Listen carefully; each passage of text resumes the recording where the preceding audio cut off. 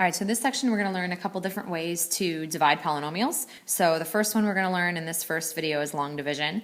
The first example is a polynomial, meaning multiple terms divided by a monomial. So this we're going to kind of reconnect back to 5-1. So I am going to rewrite this as the whole numerator, like this.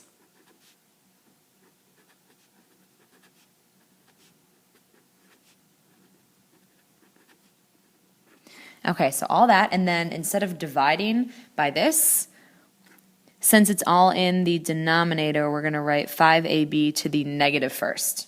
Okay, so anything that's flipped down into the denominator, if you remember from the previous section, it's like raising it all to the negative first power. Okay, so we can distribute that and then start simplifying everything up. Okay, so this first piece right here, we've got 5 to the negative first, which is 1 over 5. And then a to the negative first, b to the negative first. Okay, so I'm going to take that and distribute to all of these things here.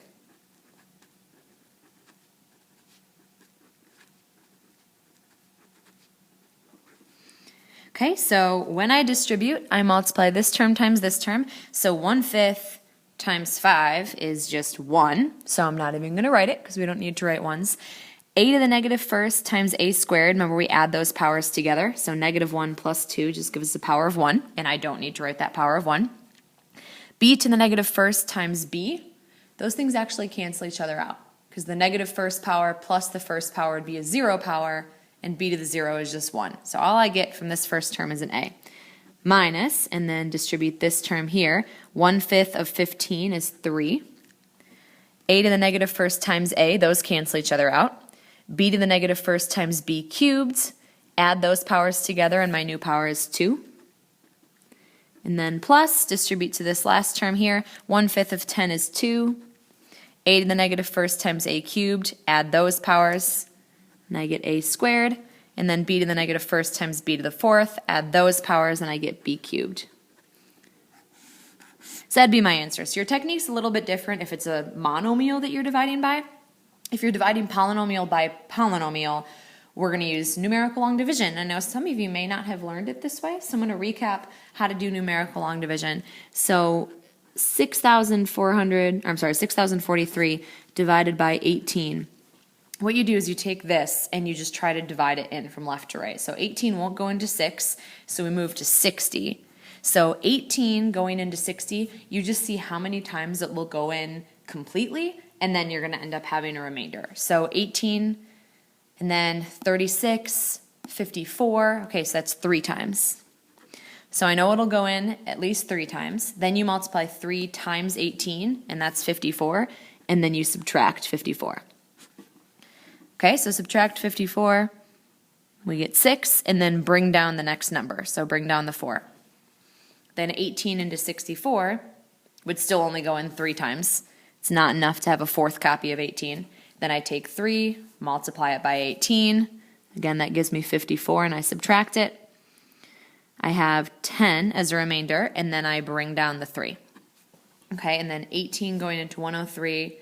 I know 3 times is 54, 4 times is 72, 5th time would be 90, so that's all we've got room for. So 5th time minus 90, and that leaves me with 13. So the way that I officially write it is I take what I had up here, 335, and then you take your remainder divided by your divisor here. Okay, so that would be how you write the final answer. So it's going to be really similar for polynomials. Okay, so polynomials, we go like this. Take that first part, divided by x minus 5. Okay, so the process is going to be super similar. You're going to see how many times it goes in, multiply these two together and subtract, bring down the next term, see how many times this goes in here, multiply and subtract, bring down the next term, see how many times this goes in here, multiply and subtract, write the remainder over the divisor. So the process is the same. It's obviously a little bit more complicated when you're working with polynomials. Okay, so the only thing that's slightly different is since we have multiple terms, we're literally only going to focus on this term. Okay, so we want to know, just like we wanted to know how many times does 18 go into 60, we want to know how many times does x go into x squared. And I'm going to phrase that in a slightly different way. Instead of thinking how many times is x going to x squared, I want you to think, what do I multiply x by in order to get x squared? Here, it's like, what did I multiply 18 by in order to get as close as I can to 60? And you multiply 18 by 3 to get as close as you can to 60. Here, if I multiply x by x, then I get x squared. So it's an x that I'm going to put right here. So again, that's because I multiply x times x in order to get x squared. So then I do just what I did up here. I multiply 3 times 18 and subtract what I get. I'm going to multiply x times x minus 5 and subtract what I get. Now, since I'm subtracting a polynomial, super, super, super important that you use parentheses. Super important. So multiply x. X times x is x squared. X times negative 5 is negative 5x. Now again, these parentheses are vital because when I'm subtracting, you want to make sure you're subtracting both these terms. These will cancel. Then I have a negative 2x minus negative, so plus 5x. Negative 2x plus 5x is 3x. So that's like subtracting here and getting the 6. Then you bring down the next term. So now I'm going to bring down the minus 15. Okay, and then how many times does x go into 3x? AKA, what do I multiply x by in order to get 3x? And that would be 3, a positive 3. And then I do the same thing. I take 3, multiply it by this polynomial, subtract, and it is super important to have parentheses. 3 times x gives me 3x. 3 times negative 5 gives me negative 15. In this case, everything canceled out, and I actually did not have a remainder. If I did have a remainder, I would put that over x minus 5, just like I put this over 18. Okay, so my answer that I get is x plus 3. Okay, we're going to do one more example. And this is actually a standardized test example, so you've got multiple choice options here. So this, remember when you've got this negative first power, it means it's like taking this and dividing by 2 minus a. Okay, so we can rewrite it like that. So I'm going to set up my long division just like I did in the previous problem. Okay, it's also really important that these terms go in order of power. So I'm actually going to put the negative a first, then the positive 2. So it's a good idea to rearrange this and put it in this order instead. Okay, so now, just like the one on the previous page, I'm really only focused on that leading term. That's why I had to switch the order, because this is my leading term, because its power is bigger. So negative a divided into a squared. In other words, what do I multiply negative a by in order to get a squared? And that would be another copy of negative a, because negative a times negative a gives me positive a squared.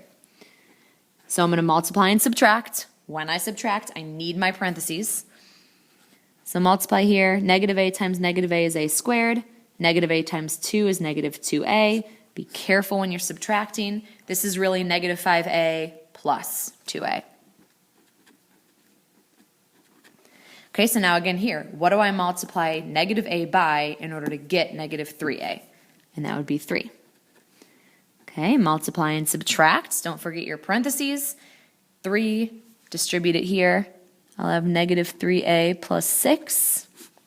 Subtract carefully. This is really 3 minus 6, which leaves me with a negative 3. So that's my remainder. So I start with the negative a plus 3, and then I write my remainder over my divisor.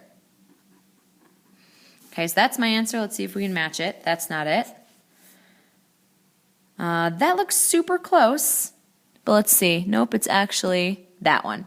See the difference here? I have a plus here, a minus here, and this is actually a negative 3. So it would be option D.